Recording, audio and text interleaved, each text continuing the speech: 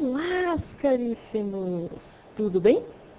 Nós estamos no mês de abril e, para nós brasileiros, esse mês apresenta 3 datas comemorativas muito importantes, que são o Dia do Índio, comemorado no dia 19 de abril, o Dia da Morte de Tiradentes, que é o mártir da Inconfidência Mineira, e o descobrimento do Brasil, que é comemorado no dia 22 de abril, porque nessa data, em 1500, Pedro Álvares Cabral chegou às terras da América Portuguesa, mais precisamente em Porto Seguro, e foi assim que ele descobriu o Brasil, em 22 de abril de 1500. Pero Vaz de Caminha escreveu uma carta dizendo que nesta terra tudo que se planta cresce e floresce. Então, eis a história do Brasil. Hoje nós faremos um super tour para comemorar esses 500 e tantos anos de história. Então, vamos embarcar em nossa máquina do tempo e vamos até o Brasil colonial e o conteúdo multimídia Formação das Fronteiras Brasileiras.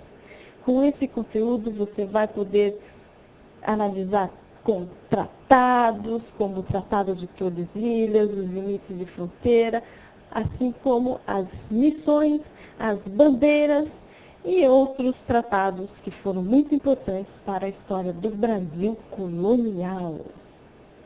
E falando em missões, vamos à história dos índios. O Dia do Índio é comemorado no dia 19 de abril, porque nesta data, no ano de 1940, foi realizado um congresso no México.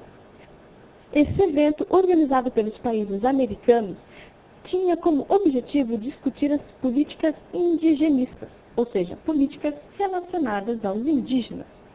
Essa data, então, 19 de abril, é dedicada em toda a América à comemoração do Dia do Índio, que foi o dia que teve esse congresso. No Brasil, o Dia do Índio começou a ser comemorado a partir de 1944. Nossa, se a gente for olhar bem essa imagem, olha que cara brava desse índio. Pois é, se eu estivesse no lugar dele, eu também ficaria bravo.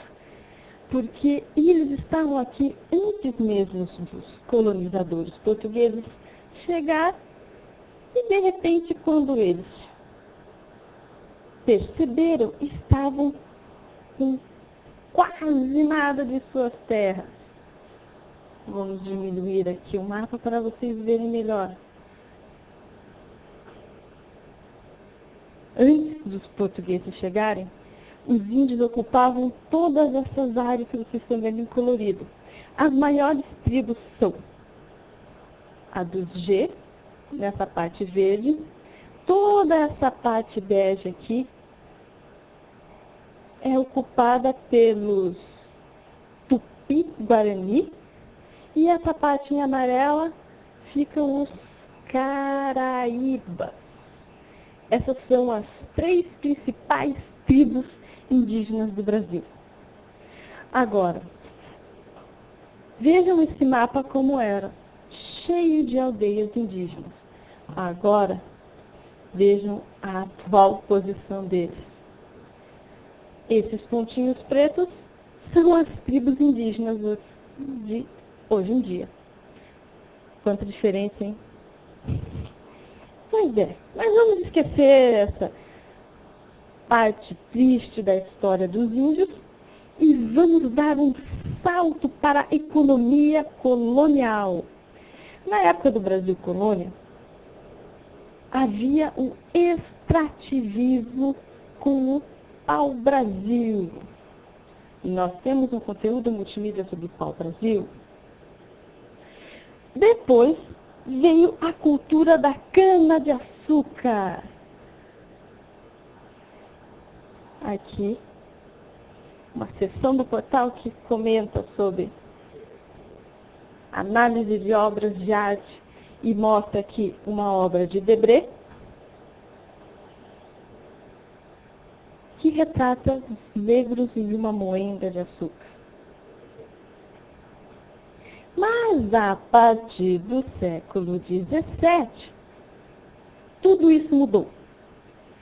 Teve início a mineração, que eles descobriram que era uma atividade muito lucrativa. E foi nesse ambiente da mineração que aconteceu a Inconfidência Mineira. Nós temos um conteúdo multimídia sobre isso que você pode ver desde o início da febre do ouro, como ela chegou a Minas Gerais e toda a manifestação dos revolucionários da Inconfidência Mineira. E como nem só de guerra vive o homem, o portal também apresenta o desenvolvimento cultural da época da mineração, com o conteúdo multimídia Ciclo do Ouro. E também podemos conhecer mais a cultura dessa época com o conteúdo multimídia sobre Aleijadinho, o gênio do barroco brasileiro. E também podemos estudar as características das cidades históricas da região, como Diamantina, Ouro Preto, e também descobrir um pouco o que é patrimônio histórico e sua conservação.